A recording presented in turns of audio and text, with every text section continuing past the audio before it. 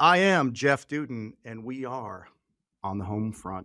As always, this podcast is brought to you by Homefront Brands, simply building the world's most responsible franchise platform, encouraging entrepreneurs to take action to transform their lives, impact communities, and enhance the lives of the people they care the most about, all the while delivering enterprise-level solutions to local business owners out there on the home front where it counts. If this sounds like you, check us out at homefrontbrands.com today and start your next chapter of greatness, building your dynasty on the home front. And I will be looking for you here. And today we have the huge honor of having Justin Prince on the podcast. Welcome, Justin. Hey, man, honored to be with you. Appreciate you inviting me on. Oh, 100%. So Justin Prince is a global entrepreneur who has built 5 multi-million-dollar businesses that have generated more than $2 billion in revenue. An acclaimed keynote speaker who has shared stages around the world with icons such as John Maxwell, Jamie Kern Lima, Ed Milet, you know those names, and a heart-centered husband and proud father of 4. We share that. Well, I've only got 3, so you're one up on me there. Yet he was raised in a broken home, has no college education, and began his professional career working construction, flipping pizzas, and selling animated Bible videos from a mall kiosk. In fact, his very first business venture left him below zero financially, and his first sliver of success came while raising his kids in a one-room loft above his in-laws' garage. Justin's unexpected rise, proven personal development strategies, and tailored success systems have moved and motivated millions of people to create, design, and live an unforgettable life. In his latest book, Be the One, Justin shares precise tools, habits, and action steps to help any reader do the same. With a focus on practical and actionable advice, this book serves as an easy-to-follow instruction manual for anyone to, as Justin puts it, be the one. Welcome, sir. Man, thank you for having me. Really admire and appreciate what you're doing. I'm repping the Jeff Duden life over here, man. So I really appreciate it. I'm excited to be here with you. Oh, man, good. Let me know what you think. I'd love to start out. It was a high-level bio, but can you fill in kind of early life? I mean, from observationally, from what I've learned, I mean, obviously you're an athlete. You're in really good shape, man. I see evidence of that on your videos, and maybe a little bit of boxing. But like, where'd you grow up? How'd you grow up? Can you color that up for us? Definitely don't know if I'm a great athlete now. I was probably a decent athlete growing up, but played 4 sports, basketball, football, track, and then I used to box. And by the way, I want to point out, Jeff, the older I get, the better I was at all 4 of those. So 100%. I'm getting better. I'm getting better every year. Well, there's less witnesses out there. Exactly. Yeah. There's less people that can't validate that story. So no, so I grew up in a kind of a middle class family in a place called Sandy, Utah. My folks got divorced when I was 12. We moved 13 times in the 7 years to the teenage years. I was my mom's oldest child. And so we moved, kind of just bounced around with a single mom. I have a special place in my heart for single moms. I was raised by single parents. During that time, you're kind of going through high school, you're playing sports. I was hyper competitive. I was, driven to succeed in sports. And I went to college for about a semester and a half. And I'm sitting there and I'm like, I hate this. Like, what am I doing here? So I was introduced to sales. I had no prior professional background. I was making pizzas. I was doing construction work. And so I worked at a mall kiosk selling animated Bible videos. I was the guy you tried to avoid at the mall. I tease people that the malls where all of us older people used to go when the Amazon was a river. We would like walk around these places and there was these kiosk workers you try to not make eye contact with. That was my job. And I sold these Bible videos. I always had big dreams and big goals. I always really wanted to do something with my life. My guess is your audience relates with that. I just feel this like burn and this desire to really, make your kids proud, make your spouse proud, like live a significant life. When I was 25, I started my first business. I just went for it, just kind of went all in headlong. It was in the nutrition world. I was marketing a nutritional product. And the company that we were distributing the products for, our overall distribution company, they went out of business. So when that happened, I was like below zero financially, back on credit cards. I was behind on taxes, left me in a really precarious financial situation. And so that's when we moved into the loft of my wife's parents' garage. I started another business. I went and got 2 part-time jobs. I was working in the weekday on one job, the weekends traveling for the other job. Just that grind of just trying to make it happen. I remember coming home many nights, it's pitch black and I'd kiss my little babies on the cheek. They slept in the closet. I would leave in the morning early. They would be asleep in the closet. I remember, 1 in the morning, I asked my wife, I'm like, are you awake? And she goes, yeah. She goes, are you awake? I'm like, yeah. I'm like, honey, am I crazy? Like, am I chasing a fake dream? And my guess is some people can relate to that. You just wonder, like, it's like, I know it's possible for Jeff. I know it's possible for other people. Is it ever going to be possible for me? I remember listening to an audio series by a guy named Jim Rohn. So I think a lot of us have heard of Tony Robbins. Jim Rohn was Tony Robbins' original mentor. That's right. And he had all of these great speakers. And he spoke, and then they would all speak and share their stories, share their testimonials. So he stands up on the stage to close the event. He says, "We now have enough testimonials and enough personal experiences to conclude that it's possible to create and to design an extraordinary life." And I remember hearing that, thinking to myself, I knew it was possible for all of those people to do. I didn't know if it would be possible for me.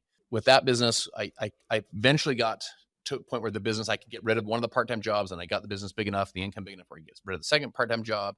We eventually moved out of the loft at my wife's parents' garage, moved into at the time, like a 5,600 square foot home. And, I went from a 250,000 mile white Toyota Corolla to a 5 Series BMW. And I was like, oh my gosh, I like paid off my credit cards, paid off my taxes. I was like, I'm like living the dream. Anyway, I ultimately sold that business. I did private equity consulting for 2 years. My current business, I came into a company. So check this out, Jeff. It was a company that was a couple $100 million a year in revenue. Had been in business for 25 years, was doing business in 20 plus countries around the world. But it had 8 years of consecutive double-digit per year decline in revenue. So in other words, revenues are going the wrong direction. It's in kind of a really vulnerable situation. So I came in as part of a consulting team to see if we could help transform this company. And in that process, we created a business model called social retail, kind of a super simple sharing model. We created a new company called Modere. And we were just like, man, I remember thinking, I was like, we have $1 billion idea. Like, this is a big idea. So I went into started leading the sales, basically heading up all of our sales organization. And in that process, I was wrong. It wasn't $1 billion idea. To date, 9 years in, we've done over 2.4 billion. So it was bigger than I maybe even anticipated originally. We acquired well over 4 million customers, and we paid out well over $1 billion in commissions, because our model is, we're building these what I call everyday entrepreneurs, just normal folks that are sharing a discount code. And so that model has created, a lot of success for a lot of folks. And it's been a really cool thing to watch. I now get to share with people. I've spoken now in 30 countries around the world, well over 100 million views on social media. I share now with people that are your listeners, that I now can share from my own personal experience and my own testimonial that it is possible, that it's possible for you listening to create and to design an extraordinary life. Even though those of you that are wondering, man, is it even possible? Because remember this, there's basically 5 levels of certainty. The lowest level would be it's impossible. If something is impossible, guess how much time, energy you're going to put into something that's completely impossible? Well, not very much, because it's not even possible. The next level up would be it's possible. So that's where it all starts, is at least it's possible. It's possible for me. It's possible for you to create and design an extraordinary life. Next would be improbable. Yes, it's possible, but it is improbable for me. In other words, I know it's possible in the world, but the odds of me doing it are improbable. Next would be up is probable. And then lastly is it's inevitable. Oh, I love it. You have to believe it's at least possible, but I like taking it from impossible to possible, and then ultimately from possible to inevitable, where your success is guaranteed. You know that you have the components, the tactical skill sets, the strategies, the mindsets to actually go make your success not hopeful or possible, but actually, inevitable. And that's what I love to help entrepreneurs do now. Well, I tell you, that's such a mouthful of truth, because what I've learned, and right now, I have my hands in 31 businesses, which is ridiculous, right? What I've learned is you don't fail, you just quit before you're done. If you've got an idea and it's got legs, or even if it's a basic business that competes kind of in a red ocean, but it's a money-making business and you can compete as well as anybody else. Every business idea dies 3, 4, 5, 10 times before it finally gets the right mix of talent and technology and marketing and funding and everything that it needs to go forward. I think if I'm willing to stick with anything long enough, that I can make it work. Now, here's the question I've learned to ask. Okay, that's great, but is that the easiest dollar we can make? Yeah. Because there's a trade-off in your time and your energy. Yeah, you can make money doing almost anything, but is the friction and the juice worth the squeeze on that? Really love what you said there. I want to get into this concept because I saw a video that you did online about social retail, and you compared it to multi-level marketing, and you kind of compared and contrasted the differences to it. So it looks like you took a model that says, I'm going to lean into this gig economy. I'm going to lean into products that people use every day, but I'm not going to do that old model. I'm going to turn this into a social model, and I'm going to create more leverage, and I'm going to create less friction. And it sounds like you turned that company around in a big way. Is that basically what you did? Is you really put a new spin on kind of a multi-level like model? Now, is that why you compare the two? Yeah. That angle, there's really two models combined that created social retail. The first is the online, just this drive to online shopping. You have on these, it's kind of like called social shopping, where we have companies that are doing billions in revenue, they have millions of customers, and they have no stores. Like they're just doing it all through basically the power of word of mouth. And then the second one is the direct sales or network marketing or multi-level marketing. The power of that one is these incredible people, these incredible like entrepreneurial people that are out there passionately sharing about products or services that they like. Both those models have limitations. I've worked with a bunch of people that come from the retail space. And they're like, "God, it's just so hard to get people to talk about our stuff. And how do we incentivize them? And how do we like get our brand up off the ground?" And then in the network marketing model, the network marketing model or the multi-level marketing model, maybe the biggest fundamental flaw that model's had is that, let's say the company does $100 million in sales. The overwhelming majority of that revenue, that 100 million, comes from the distributor base or the representatives of that company consuming the products themselves. It's what's called a self-consumption model, which means they're buying and consuming the products themselves, which I have no problem with them consuming the products. That's great. I have no problem. They're passionate about it. I think it's great. It's Amway, But right?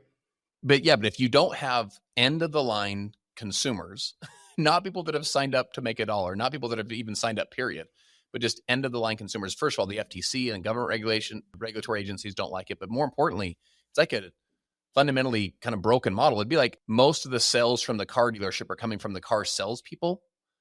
You'd be like, that Right. doesn't make sense. Or most of the food at the restaurant is being consumed by the waiters and waitresses. Like that wouldn't make sense. Yeah, So there's only so much toothpaste that we can actually use ourselves, right? Most people would say I should use a little more. yeah, you gotta over time build a massive community of online customers. So here's the flip side to that. My passion was to create opportunity for entrepreneurs. Like that's where that's what like woke me up in the morning, is to like create opportunity for entrepreneurs. Like that billion plus that we've paid out in commissions, like that fires me up. Like we can, go serve people at a high level and go help families and individuals to change their financial situation. Yeah, so who do you help? Like who benefits from getting involved with your platform? Is it somebody who's got a 9 to 5 job and then they're going to do this after hours and they're going to start slow and then ultimately maybe replace their 9 to 5 with what you're doing? Yeah, I think generally speaking, it's someone that has, other things happening, another career. Maybe they're a mom, they got, raising a family, and they're looking for additional supplemental income. That's definitely like the mass of who we serve.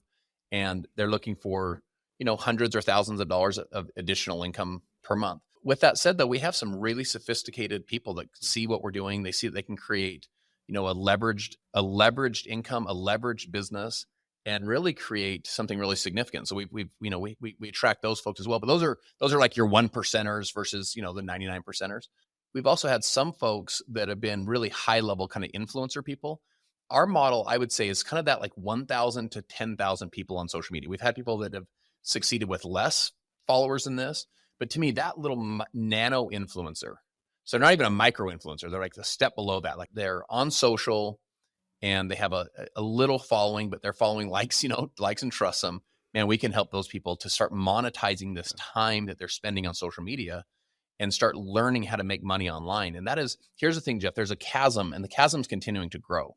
The chasm in the world of, do you know how to make money online or do you not? You want to learn how to be on the side of people that know how to generate income online. And we specialize in that. We've become one of the kind of preeminent, opportunities for people to generate income from their phones. And then the other thing I think is happening a lot with this economy, with both inflation and we're either in a recession or heading into one, depending on how you want to look at it. One of the things that keeps us playing small, whether it's just kind of as an employee or just kind of in our life, is the risk, the swallow of risk. It's like, man, if I got to go spend 50 grand to get this thing up off the ground, or 100 grand or 500 grand, depending on what the business looks like. And not to mention the sweat equity, but the risk, the cash or credit risk. With our business, there's really no downside. For a couple $100, someone's fully in business. And so even if you're just terrible at it, even if you're like the worst, you walk away and you're not financially damaged, where if you're good at it, you can start to generate income. And our goal is to help someone to get into the profit right away. But even if you're just terrible at it, wasn't your thing, you don't leave it just, in shambles, so you just kind of play small your whole life. You actually can go for it. And so it's a low risk, high upside business, because there's low, cash incentive or no credit incentive to get started. So that's what we've done. And it's been a super, super rewarding thing to watch this kind of come to life. Do you find that many people that join you in this, it's their first entrepreneurial experience? Yeah, For sure. They're what I call everyday entrepreneurs. So Mm. an everyday entrepreneur for me, they're not this huge business person. They're just a normal person. Like they've got a little bit of hustle, they're willing to follow some directions and like they're willing to like go for it, put themselves out there a little bit. And we can help that person to start to generate income. So again, it's that mom that's raising these two little babies and she's, looking for some ways to supplement the income, or it's a dad that's got a career, but he's looking to find a way to supplement the income and change their financial situation. I teach 3 steps in wealth building. I was taught these by a billionaire mentor of mine that I've modeled so much of my life after. And the 3 steps are: number 1, maximize income. Most people, like in the United States, our median income is about 54,000. You want to maximize. You want your trend lines to go up as far as income. So you start finding a way to make more. So you make $500 extra a month, 500 extra, 6,000 a year. It's 60,000 over 10. Like, whoa, like you start maximizing your potential. Step 2 is minimize expenses. So you create a maximizes going up, and then you start creating a trend line going down where you're getting rid of like the gym membership you haven't gone to in 4 years, or just the goofy crap that you're spending money on. That gap is where you can do step 3, which is to build cash flowing assets. What I love about our business is I can help someone to create a leveraged income so they maximize their income, teach them how to, minimize their expenses so you get a little bit more financial literacy, and then ultimately to create cash flowing assets, because you create a leveraged income that you leverage again into cash flowing assets. I mean, with that strategy, first of all, that strategy changed my whole life. I went from a guy that, to like had no business being in business at all, zero financial literacy, zero, educational background, to becoming a relatively successful dude. I look at that, so it's maximize, minimize, build, 3 steps. And so I love to help people to maximize. Like, that's what I love about our business. We can help them to start adding more cash flow to their life. And that is such an important step in wealth building. You appear to be passionate about speaking, Yeah. and it looks like it's something you do a lot of and something that you're exceptional at. How does that fit into what you do? Is it a big part of what you do? Is it kind of an occasional thing? Yeah, that's a great question. I speak all the time. I've spoken literally all over the world. I was just in Australia a couple of weeks ago speaking, but here's how I would say it. I have friends of mine who are speakers who speak. Right. That is what they do for a living. That's their career. I'm an entrepreneur who speaks. So I don't want to be on a plane 4 or 5 days a week speaking. That would not be the life I'm trying to create. Like I'm all about leverage. I'm all about like residual cash flow. So like just getting a speaker's fee and just grinding away on planes is not the life I'm trying to build. And so I love to do it because I love to serve people. I love to do it because it's a gifting. You kind of figure out some of your giftings that you have over time. But I can pick my spots. I don't have to do it to like make a living. Like I pick my spots, and so I can do it where I can add the most value and serve at the highest level and really see if I can move people's hearts. So that's how I do it. I speak, I speak all the time, but I do it I get to pick my spots. My primary business is my business. And so a lot of the insights and tips and strategies I have, this is not theory. You know how it is, dude. Like if you're involved in 31 businesses, man, you start picking up some stuff that's you don't necessarily read in a book. It's just stuff you learn on the job and in the trenches and in the fight that you just can't learn any other way. Some things you can only learn through experience. And so a lot of the stuff I teach is not like, regurgitated stuff from personal development. It's stuff, that you learn as you're winning and losing and as an entrepreneur. Yeah, so everything's a compilation in life. I've got 2 books out. Discernment's definitely a compilation of what I learned building a national franchise to 240 locations. I wrote another book called Hey Coach, and that was a compilation that happened from coaching 30 seasons of my kids' sports. So when I get to the end of a chapter or an era, I'm going to put that into a book so that anybody else, it's not going to die with me inside of my skull. Same thing with discernment. I sold my business in January of 2019. The book came out later that year. And I just wanted to really memorialize, like, who helped me along the way? What did I learn? And what do I have that I can communicate that might help other people who are trying to accomplish something or similar? And it's very fulfilling for me. So yeah, 100%. And I've got so much stuff. So now, of course, I just keep it on a little phone, right? So I'll be having a thought about a business meeting that I had, and I'll just connect 3 or 4 disparate dots, and I'll make sure that I capture that. And I encourage people to do that. Like if, they used to say journaling, and I don't know if you've ever done any journaling. My journaling is just into Microsoft to-dos, but I've got 19 folders of different types of things, because if you don't get it down right when you do it, it's gone. It's gone forever.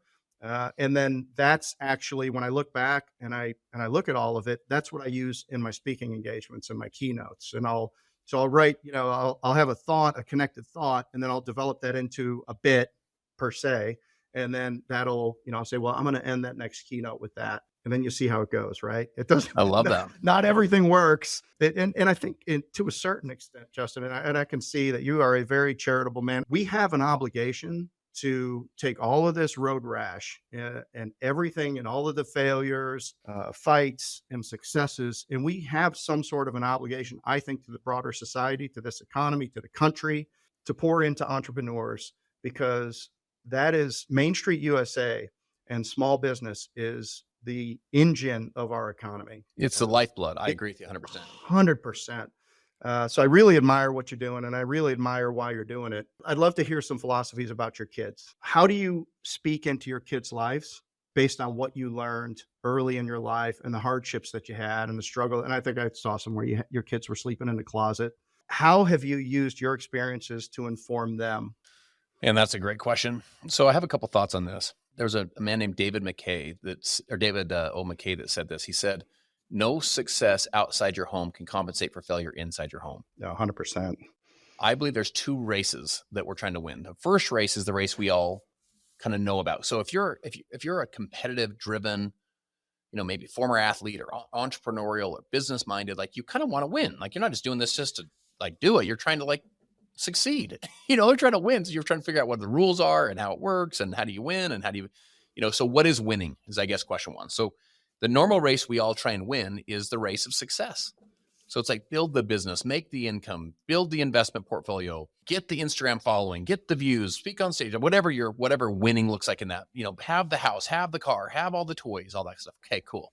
To me, the real race is the second race. The second race is your relationship with your spouse, your relationship with your faith, your relationship with your kids, the way you treat people, like your legacy, like the kind of person that you are. So if you were to win the first race, but you lose the second race, to me, you actually lost the races. So the goal is to win both. Now, here's the good news. You can win both. So that's a philosophy that I try and share both with myself, but with my kids. The second thing I'd say with my kids, I believe that success is an identity process, and you'll never outperform the way that you see yourself. And so if you see yourself as a winner, you're not going to roll over and quit like a loser would. If you see yourself as a loser, you're not going to show up and pay the price and do the things a winner would.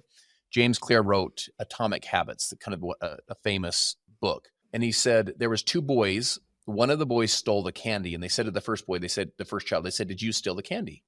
And the little boy said, I didn't steal it. And they said to the second child, did you steal the candy? And the little boy says, I don't steal. I don't steal is a different identity than I didn't steal that particular piece of candy. It'd be like, I don't drink is different than I didn't drink that particular drink, right? And so I try and instill in my kids an identity of who they really are. When it comes to success, like my two little girls are in drill, which is like the dance for the school. And I want them to know, like, you're leaders. I tell them, like, yo, you guys are leaders, you're influencers, you're people that your voice matters. I want you to set the tone, set the temperature for the team. You do all those things. And the reason why is because you're setting an identity. Here's who you really are. And so they start to step into and perform up to that identity. And you'll never outperform the way that you see yourself. So those self-limiting beliefs, there's a study done where they put little fleas in a little jar. So put a lid on a jar. A flea can jump 36 to 48 inches straight up. So a flea can jump 3 to 4 feet straight up in the air. So Jeff, after 3 hours, not 3 years, not 3 months, not 3 days, not 3 weeks, 3 hours, the little fleas, they could take the lid off and the fleas would jump to where the lid once was. They become conditioned to play small. Now, here's what's interesting. The next generation of fleas, the fleas would reproduce. The next generation of fleas jumped to where the lid once was as well, because that was the example they saw. That was the identity they saw with the other group. They could all jump 3 or 4 feet straight out of the jar whenever they wanted, but they'd learned to willingly limit their potential because that became their new identity. And so I try and remind my kids, like, no, we are not doing that. You can imagine, like the word "I can't." It's not even allowed in our house. Like if my kids are like, "I can't do that," I was like, "What?" Like we don't even say that kind of stuff. But we don't even say "I can't." Like it's like I choose not to, maybe, but the not "I can't." Like we can do what we put our hearts to and our minds to, and we can build strategies and get resourceful and make things happen. My kids, we are so blessed by my wife. My wife is amazing. Like these kids are so blessed by her. Like I had a friend say to me, he goes, dude, you should build a coaching thing where you teach parents how to raise kids. And I was like, man, I go, here's the problem. I go, there's only 3 steps. And he goes, what's that? And I said, step number 1 is you got to marry Missy. That's my wife. Step 2 is have amazing kids. And I go, step 3 is just don't blow it. So I'm not sure how much, I helped in this whole thing, but Missy's been amazing. My wife's unbelievable. And I have just really, really, really great kids. I've tried to just take these success principles of excellence, because excellence is not an act. Aristotle says it's not an act, it's a habit. You build the right habits for these kids, but you build an identity of excellence. So you build the identity of excellence, build the right habits and patterns, speak into it, and then try and be a model. My son said to me, my son's 19. He goes, Dad, he goes, people ask me, what's it like, whatever. And he goes, it's not what you say, it's what you do. And the essence of leadership is example. So as parents, we got to make sure our game's on point. You know what I'm saying? Like we've stepped up our game, because the essence of leadership is example. They're going to learn more by what we do versus what we say, like by who we are versus how we, what we try and preach. And you want to have the tongue in your shoes outwork the tongue in your mouth when it comes to that kind of stuff. So that's kind of been my philosophy when it comes to kids. I love it. I want to expand on something you said, because it was so powerful.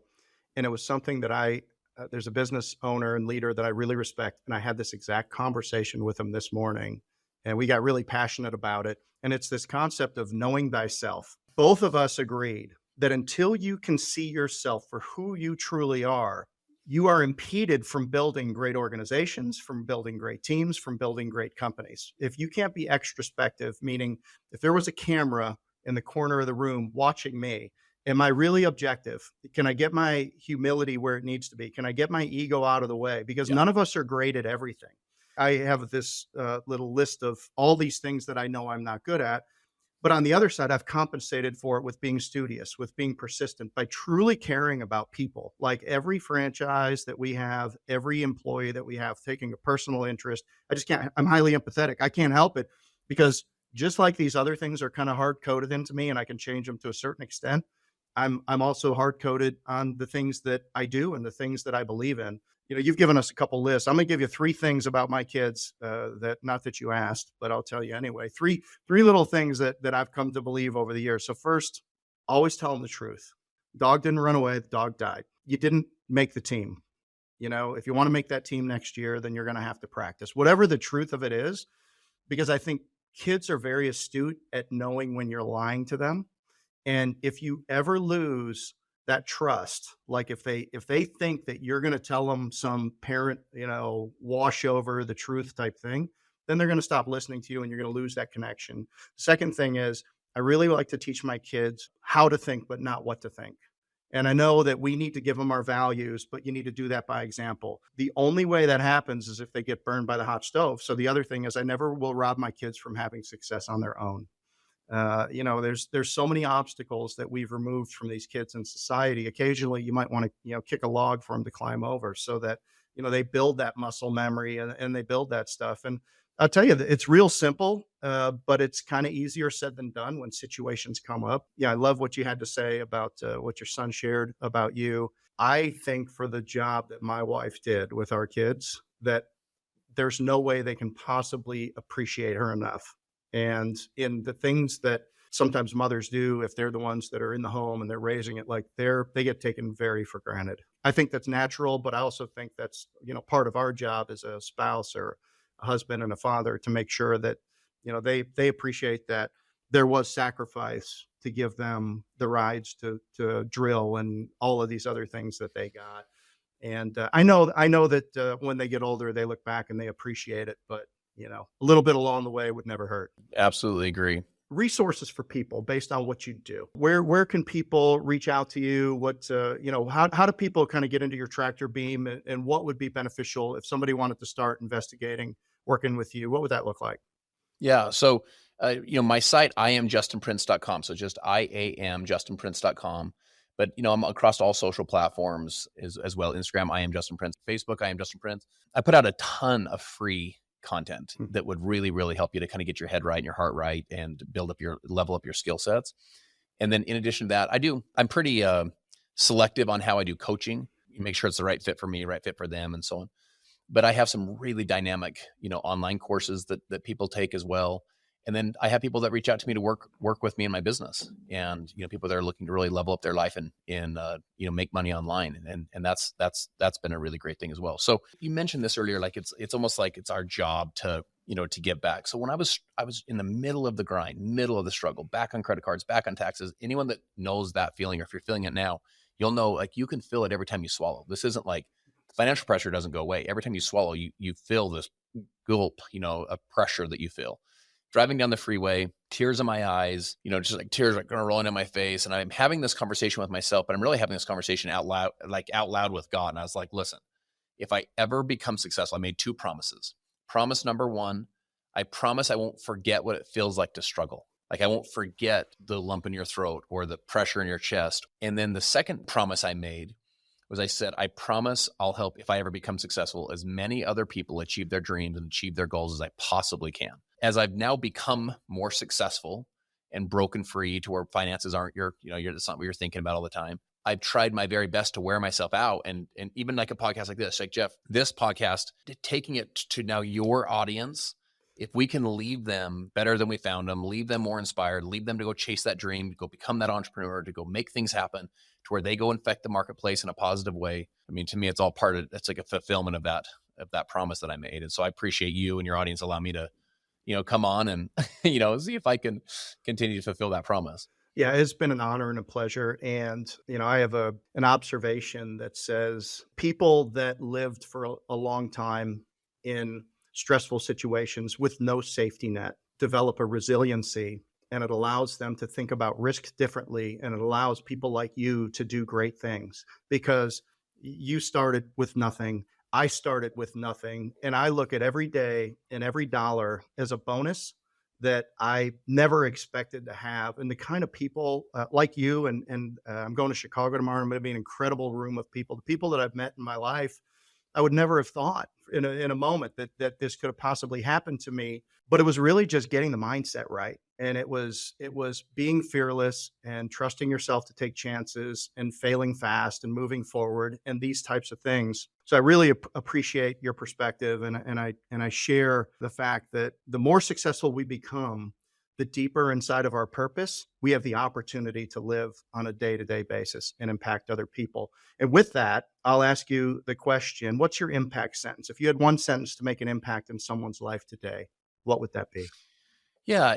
To me, it's super simple. It's 3 words. It's be the one. Be the one that lives a life. Be the one that writes a story that future generations of kids that are yet unborn, they look up in their family lineage and they say, it was him. It was her. She's the one. She's the one that changed our life forever. He's the one that built the empire or the dynasty, as you mentioned earlier. So to me, it's super simple. It's be the one. You'll notice, by the way, it's not become the one. In other words, you already are the one. It's the challenge is to go be that one today. Perfect. Justin, thank you so much for investing the time with us today. This has been very inspirational, and we're very grateful that you came on today. Yeah, honored to be on with you, brother. Great to meet you. Look forward to, collaborating, getting to know you better and moving forward. Yeah, 100%. Let's do it. And if this sounds like you that want to reach out to Justin or checking us out on homefrontbrands.com because you're ready to start your next chapter of greatness and to be the one, reach out to either one of us today, and we will be looking for you here on the home front. Thank you, Justin. Thanks, guys.